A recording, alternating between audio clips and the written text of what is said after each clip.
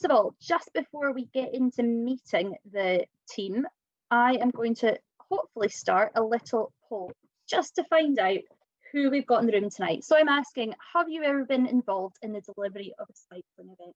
So this is in making an event happen, whether that's as an official, an event organizer, if you've been a marshal. We know in Scotland we've had a lot of major events. We've had the Commonwealth Games, Glasgow 2018. If you've been a part of any team, just click on the yes button. If you're new to this, press no. There's absolutely no harm in knowing that. It just gives me a bit of a picture where we're at. Just give that another wee second or so. Okay, fab. Hopefully we're all in there, and I will try and share that result. So as you can see, we're quite an experienced room tonight, actually. Almost everyone has been involved in the delivery event before, but if you haven't, don't worry, we're all here to learn, and please do share your experiences. If you've not been involved in a cycling event, you might have knowledge and skills that you can take from other places. So without further ado, we're going to let Kathy come in and introduce herself. Hello, everyone. It's really a great privilege to be here and talk to everybody. When Morven said I had 5 minutes to introduce myself and give a little bit of background of my my history and experience, I thought, oh, okay, that might be a little difficult. But I will start wearing my commissaire hat on. I actually started commissairing in 1983. Which gives you a little idea how old I am. Began commissairing as a support commissaire in the tour of Texas, and then quickly expand. Probably one of the, before I moved over to Scotland, one of the events that I was most proud of is I was the chief judge for the very first tour of California. And there's a lot of stories from that particular event. But I then moved over here to Scotland, and it was really interesting because my husband asked me at the time, he said, are you worried about leaving your friends? And I said, as long as I have the sport of cycling, I'll feel fine, because cycling is that community that transcends countries and borders. But over on this side, I've also commissaired on the road, the track, mountain biking, and cyclocross events as well. I was the chief commissaire for the Masters World Track Championships, and there's a bit of a story with that one, but I'll leave that maybe for another time. But through my particular experience, be it in the United States or here in Scotland, you know, I've seen a wide range of women who have stepped up to the mark and have really been really good support commissaires as well as chief commissaires. So I'm looking forward to having this conversation about how we can find more women to fulfill those roles. It's exciting. It's fun. It's great to get to know the riders, and sometimes these riders, they start out as, you know, little kids, and you see them on the trails, you see them on the road, and then all of a sudden you turn your television on and you see Teo winning the Giro. So you get to be a part of it, which is really thrilling. So I think that's one of the reasons why I'm here, to try and help encourage and inspire other people to join our team at large. So thank you for having me, Morven. That's okay. Thank you, Kathy. Lovely to hear from you. And yeah, plenty of stories for another day, I think, that everyone would love to hear. Justine, coming to you next, a wee bit about yourself. Hi there, my name's Justine Cameron. I'm an event organiser, everything from grassroots to international level events. I'm currently the chair for Scottish Regional BMX Racing and the chair for a BMX race club, Western Titans. I got into event organising through the club and through both of my daughters who raced BMX at the age of 10. And I saw a gap within the club. There was a strong market, a strong scene for racing, but we didn't have a regional ranking series. So I phoned up Rick Clarkson from BC's predecessor and asked him if I could do a regional race series up in Scotland with ranking points. And he said yes, which I was quite surprised at, because I knew how a race ran, but I didn't know at that point, this is about 11 years ago, and I didn't know anything about technical regulations with regards to BMX racing. So it was completely new to me and I knew nothing. So I started from the beginning and basically worked my way up. So passionate about women in events. Obviously with myself working in events, I have brought my daughters through the sport and they are now coaching. They also help out at events, and it's, as Morven mentioned before, it's incredible to see some of the talent some of the young girls have when supporting events, and also, you know, all ages. And I think it's about us trying to find out what people want from what they want to do and volunteer, and sort of come and meet them. And also give them a fantastic experience during the event so they want to come back. That's the big thing. It's not just the sport, it's the welfare side, how we look after them and everything else. I think that's about me. Oh, also so I'm still organising grassroots events, and also I was a sports competition manager as well for the European Championships for BMX racing. So I go from one level to up here as well. And I've also moved over to road as well. I did activation manager for the Women's Tour of Scotland last year as well. So your skills are transferable from, you know, different disciplines. You know, you don't need to stick to the one. Yep, that's me. Lovely, thank you, Justine. I'm glad you added those ones, otherwise I was going to come to you about those extra ones at the end there. You know, a small matter of Glasgow 2018 European Championship. Yeah. Water off a duck's back. And finally, Ashley, coming to you for a wee bit about you. Hello, everybody. A few faces I know, a few faces I don't, but my name is Ashley Ryan. I work for Scottish Cycling. I'm only recently back off furlough, so it's great to get right back into things on a Monday night. So yeah, events and volunteering. How did I get started? Well, I can start off by saying I think I started volunteering when I was about 10 or 11. I used it to, I didn't particularly like Sunday school and the high school version of Sunday school, so I used it to avoid it. And gradually over the years, that interest in volunteering stayed and I gravitated towards sport. I ended up in my teens becoming a rugby coach and then a rugby referee. But it was really in uni where I really started to really go to a lot of sport events as a volunteer.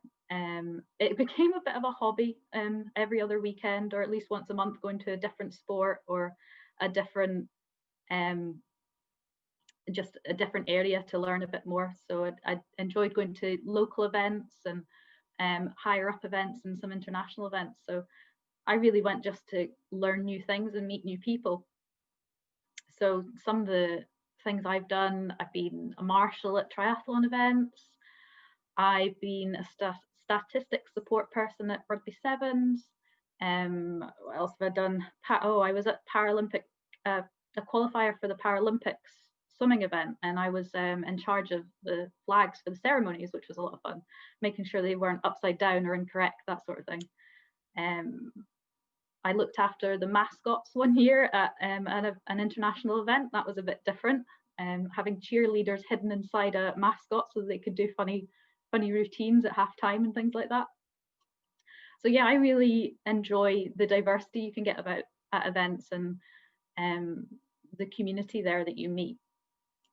So I made a lot of friends and learned a lot of things, and I really do seem to thrive on that behind the scenes area. I was never going to be an athlete. I love sport, but I was never going to be an athlete. So I enjoy giving back through the volunteering. And for those of you that have been involved, you'll know that there's a buzz with it that is so addictive. So, I mean, there's lots of reasons why I keep doing it. Probably number one is the learning I get from it. I obviously work in sport, so I like to go to events and see what I like and what I don't, and steal those ideas and improve what we do.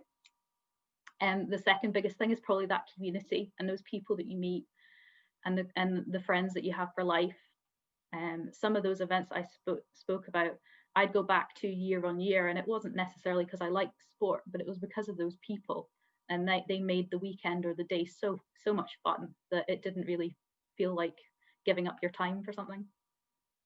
And probably the last reason is that post-event feeling when you are exhausted. You are totally exhausted. Your feet are tired, your whole body's tired, but you just feel so satisfied.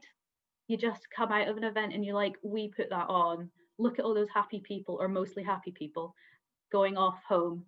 And yeah, you feel like you've learned something, but you've also helped so many people at the same time.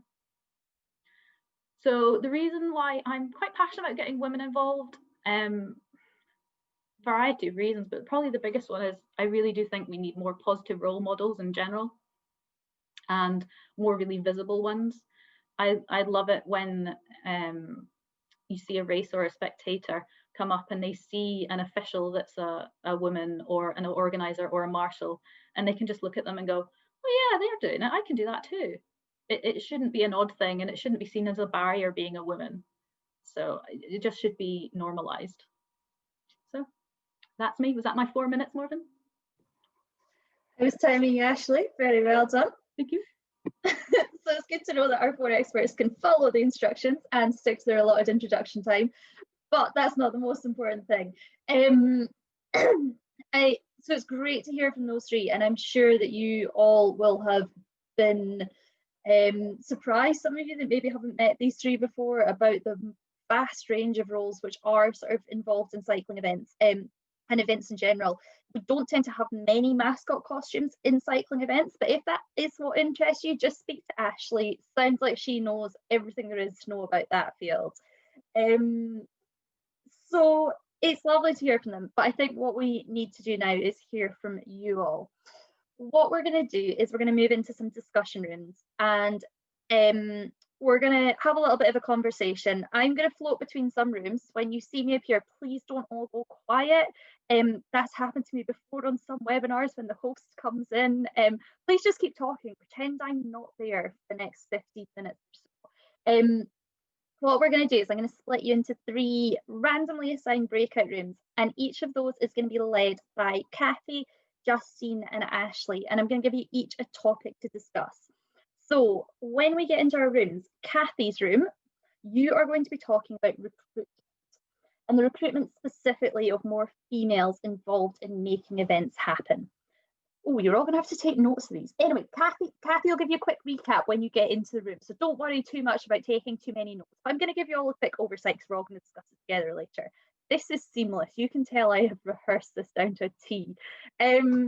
So room 1, which is Kathy's room, you're going to talk about recruitment. So really thinking about what we do to get more women involved in roles. And as you heard from the 3 there, it's at all levels of event, whether this is at grassroots, we're just getting kids, new people on bikes in a muddy park on a Saturday afternoon, or whether it's right up to, I'm going to say it, Scotland 2023. We know that's on the cards. It's a massive event, the Combined Cycling World Championships.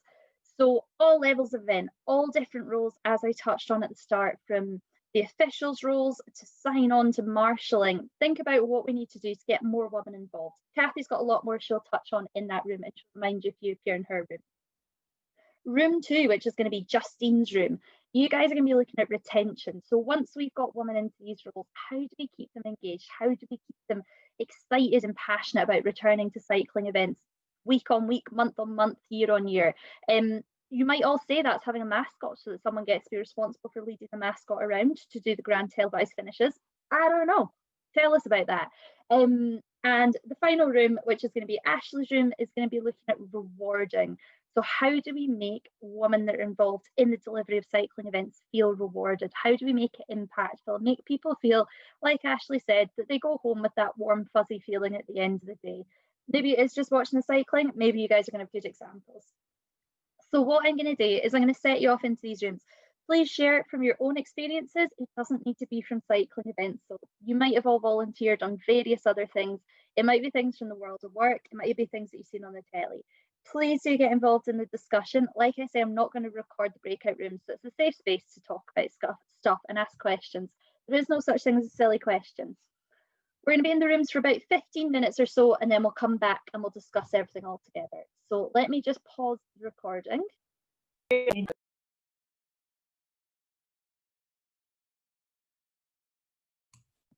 Okay, welcome back in. If you just want to pop yourselves back on mute so we don't get too much feedback. And I am just going to keep a wee eye on the list of participants, make sure that we don't lose anyone in the Zoom ether between a breakout room and the main room.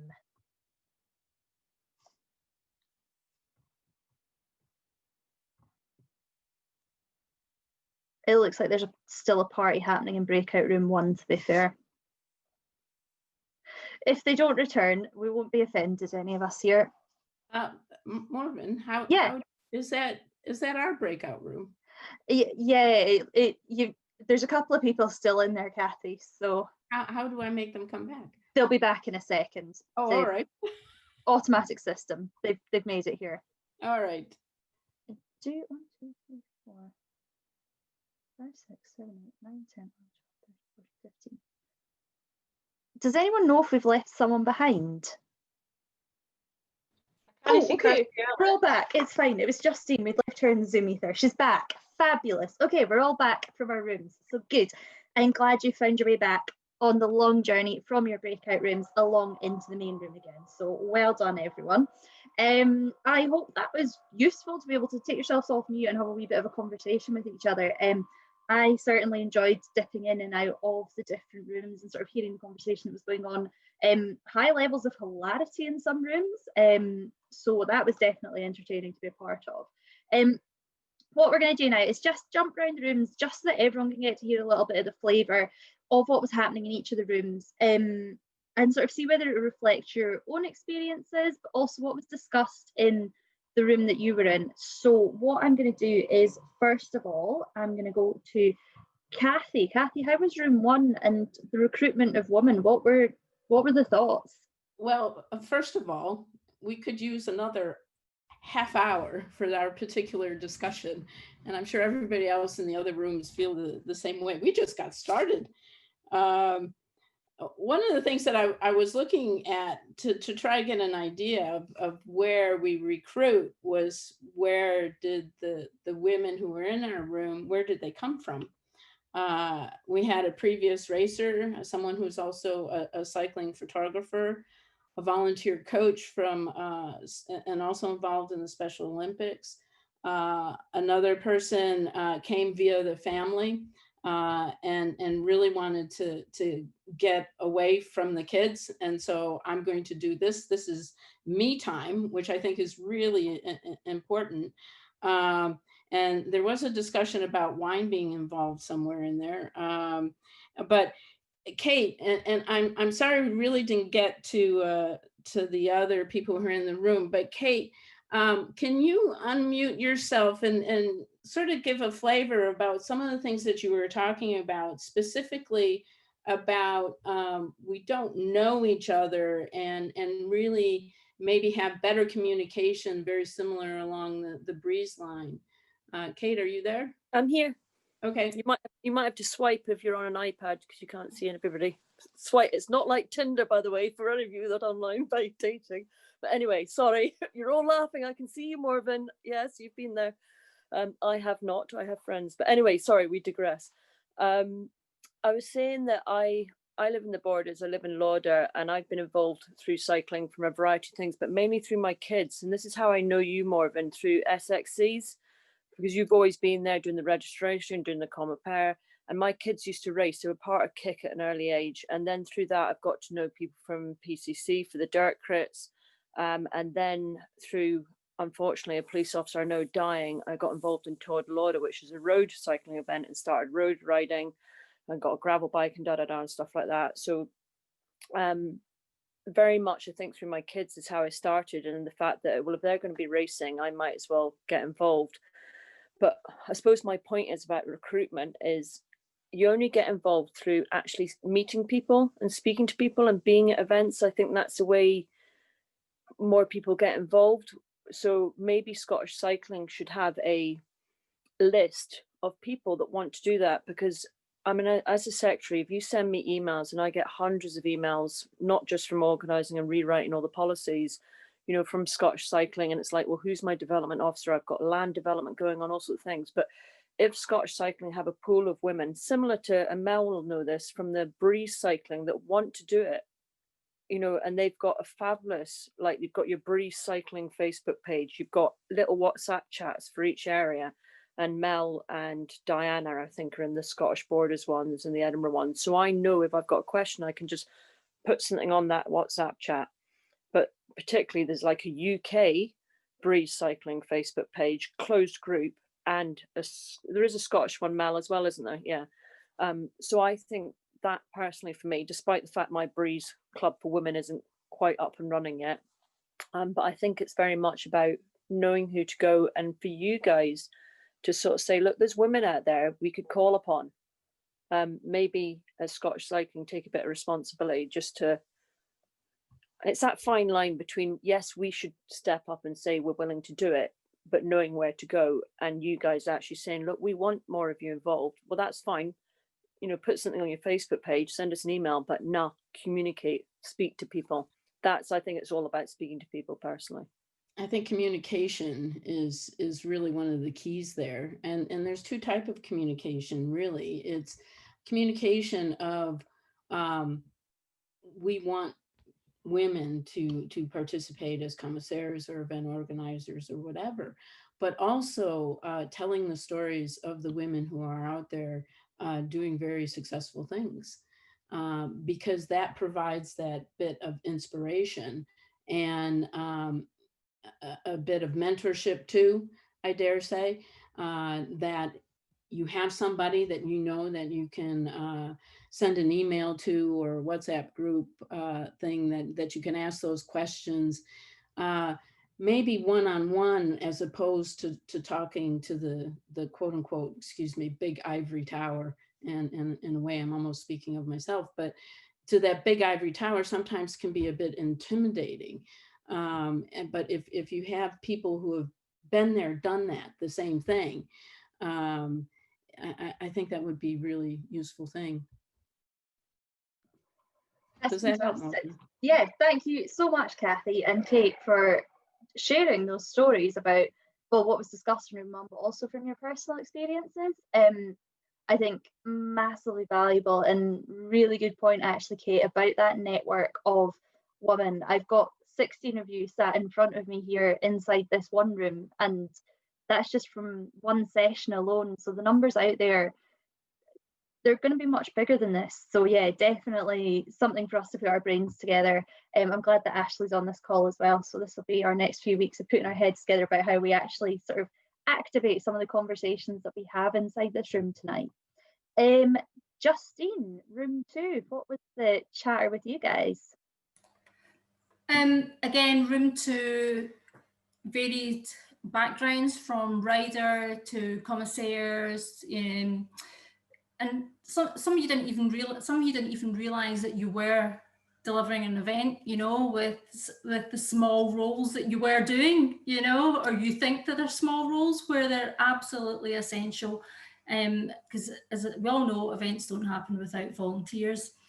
Same kind of theme where communication is essential, and for retention it starts even before the event, where you're getting to know the people that you're bringing in. You're getting to know, you know, what their expectations are going to be, try to meet those expectations, explain to them what they want. Zosha, would you like to actually unmute and explain what you felt was good about, you know, some of the events you went to? Thank you, Justine. No pressure. It's just no. like a work presentation, isn't it? So I think knowing where, you know, what the bathroom facilities, shower facilities. I've done races before where we got soaked and we didn't know if we could get a wash after, because it was like it was in the Highlands, and then having to like drive all the way back down to Glasgow, essentially soaked through. So just stuff like that, knowing if there's refreshments available. When I've done volunteering, whether that, I didn't realise I'd helped deliver events, but Justine tells me and assures me that I have, by doing sign on and marshalling at road races, sweeping gravel from corners. But I think you know, when like say for like a road race, they normally start at 10 a.m. and you know you've got to be there for 9, but you don't know when you're going to get away. So I think clear communication to what you expect of your volunteers, or the fact that you can only come for a couple of hours and swap over to somebody else, I think they're really important as well. But then also you know, you get, what I really liked about it was I got to know people in the racing community, the racing scene and cycling scene in Scotland as well, and I enjoyed that aspect. That's before before I actually started racing. I couldn't race because I was out with an injury at that point, so that was really good. There's some really good contacts that you make. You then aren't freaked out by what, you know, going to a race actually means when you come to go to a race yourself. And I think that's a really important thing. There's a lot of women that I know at the moment that are bricking it, entering those crits in Lochgelly on the 15th of November. They're like, oh crap, what am I going to do? What's going to happen? Or, you know, how's it going to be like? What's the course like? You know, and they're freaking out, you know, and it's like, go along and see one, and then you'll see what it's like, or go and volunteer. So there's like, I think that's a really unique angle to take on it as well. And it helps remove some of the fear. You know, people are terrified of riding the track until they actually start riding the track. You look at the track and you think, oh my crap, that's too much, and that's mental. And then you get on it and you're like, you don't even notice it's 45-degree angle.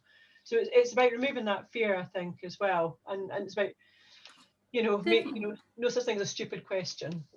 No, it's removing all the barriers for people before they even think about it. So it's letting them know they have a welfare area, they can get refreshments, they will be fed. These are the shifts that they will be doing. Oh, you'll get a t-shirt, you'll get this, everything that you know that you're going to offer, you deliver. This is the transport that you're going to get. So removing all that, and then we keep going back slightly. You know, when you would get them in the first place, there's hubs that you can go to within councils that you can get volunteers. And there's different groups on Facebook and everything else. And the council let these people feed back on your event. So it's a bit frightening to go and see what the feedback was on your event, but it's really positive as well. And also, again, going back to communication, we communicate with them after the event and thank them personally for the role that they did in that event. And it's taking as much of the unknown away as we can, so that they enjoy it, they meet people, and they're comfortable in this new environment. And also, girls at clubs, we spoke about this briefly. You know, the sister that's come along and tried riding the racing, hasn't enjoyed it, but still tagging along with the brother. We have a few of those in the club, and now they're involved in event organising. They can pretty much run a race as well as we can, if not better. And it's keeping them engaged. So some sort of pathway for the children would be amazing. An informal pathway of development in whether it's admin, registration, scoring, whatever it is, in anything, because we keep, you know, grassroots racing as simple as possible so that we don't need to rely on technology as much. And that gets them really, really engaged as well, girls. Well, that's about it. Yeah. Thank you, Justine and Zosha as well. I think that's a really key theme coming out of this, communication and clear expectations of what's going to be involved in the role, but also in terms of the sort of ancillary facilities that go alongside the event. Toilets. I mean, yeah. And shower. If you know what you're going to, you can prepare yourself for what you're going to. And I think that's even more important for women. We're definitely going to touch on more of that later on in this week as we go through Women and Girls in Sport Week. And then finally, Ashley, you guys in room 3, I think you're going to touch on a little bit of what Justine mentioned at the end there as well. Yes, perhaps. I could kind of start with the conclusion that we came to. And quite interestingly, we weren't quite sure that there was specific rewards that women need. A lot of the stuff we came up with was just very basic, simple things that aren't being done. Helen, do you mind telling you started off with a very good one that from Track League? I can't see your face to see if you're hiding or not. All right, now I'm here. That's fine. There you go. Yes, it was just noting that, you know, on some nights after Track League, riders will come up and say, "Thank you, thanks for, you know, giving your evening up so we can race." That's a nice thing to hear, because you don't hear it often by any means. And so it costs nothing, you know, it's there, and it's lovely to hear. And that can go through all events that volunteers go to. And when you're actually there, if you like, recruiting and employing the volunteers, just think how you're going to thank them, whether it's literally by just going and saying thank you, or sending an email afterwards, or you know, making sure they've got food and drink if it's needed, and so on. It can be very simple stuff, but for it to be effective, you need to plan it. You need to think about how you're going to do it, not just you say, "Oh, I forgot to say thanks to them," because then the moment's gone, you know, and that person who thought they'd come along and see what it was like goes away thinking, "Well, that wasn't much good, because nobody really appreciated what I did, and I didn't know what I was doing because nobody showed up to tell me I was doing it okay," etc. So there's a whole lot tied up with simple communication both ways. Yeah, as I said, communication is a big thing that runs the whole way through this. I think it's a very interesting point. The reward and the thanking and the recognition part of it shouldn't be an afterthought. It should be thought of right from the beginning, as much as thinking about what your course is going to be, really, because things like that do make the difference for people coming back. There was one male-female interesting specific thing from Mel, though, about goodie bags. Do you want to briefly tell us, Mel? Yeah, it was just making sure that when you are offering goodies in a goodie bag, that you don't inadvertently provide something that's not going to be relevant to women. So, for example, I can't remember if it was like a race, like a running race, or that I've done, where it was shaving products that were very much targeted to men. And so, yeah, I would be making sure that any goodie bags have products or vouchers in it that's going to be relevant for the people that are that you're giving them to. So, and I think what we concluded from that was that you do have to think about who your volunteers are and what they might want, you know, so you don't make those kinds of mistakes. Yeah, definitely. And yeah, I like the comment from Kirsty there. Not everybody drinks, so having a prize or something as a bottle of whiskey or something, it's going to be donated to another raffle at some point, really, isn't it? I think a bit of discussion. I'll just try and wrap up quickly, because I realise we're nearly 8 o'clock already. That maybe some of the rewards aren't the initial things you think of, like prizes, so to speak, but maybe some of the rewards are more intrinsic, like getting that appreciation and thank you, and the boosting of confidence and the teamwork and camaraderie you get at events. That's maybe more of what our group seem to get out of being volunteers at events more than anything else, and aren't necessarily looking for more than that. But that's just us. No, I think that's really good feedback, Ashley, from your room. And it probably actually quite corresponds with what Justine was saying about Sasha not even realising that she'd been a volunteer at an event. That little bit of additional recognition, people coming and saying thank you, and just that confidence of knowing how much you've achieved. So we are nearing 8 p.m. It's amazing how quickly an hour flies. Thank you all so much for coming along and taking part in this discussion tonight. I hope that you found it useful. I know that from my point of view, definitely have, and Ashley as well. This is our day job. We will go away, take these ideas and see what we can apply. Like I said at the start, this is the first session in the Women and Girls in Sport Week.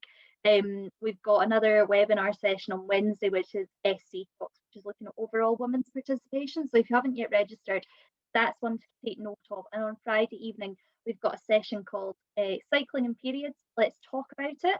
So this is another panel discussion, and it's going to be all about sort of menstruation, how that affects women taking part in cycling. And we've all referred to toilet facilities here this evening, just for something to think about. So does anyone mind if I just take a little photo of my screen that I can then put on Twitter later on? If you do mind, then just turn off your camera just now. Ashley will no doubt be there making faces, but if everyone can smile for me. Perfect, thank you. That's good, I can put that on Twitter. Yeah, and at this point, I would love to be able to leave you with a really inspirational, positive message about getting out there, getting to events, volunteering, supporting the delivery of cycling events. But these are COVID times, and I don't really have many events to signpost you all to say get involved with. However, they will be back. Cycling events will come back. It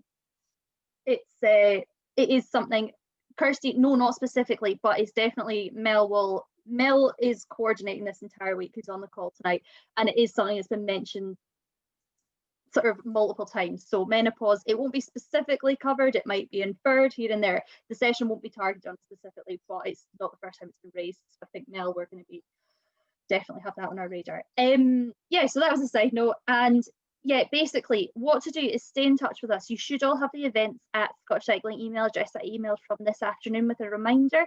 What to do, if there's things that you had sort of that come to mind afterwards, do drop us a wee note. Ashley and I are all ears. We're always willing to listen. Doesn't necessarily mean that we're able to make everything happen instantly, and I think we did cover tonight, a lot of it is reliant on our volunteer event organisers, but we're here to help inspire them, help make things happen, and let's just try and see more women involved in making cycling events happen, which is what we all want. So thank you all so much for your time, and I really look forward to seeing you out in events soon. And thank you to Kathy, Ashley and Justine for leading those conversations tonight.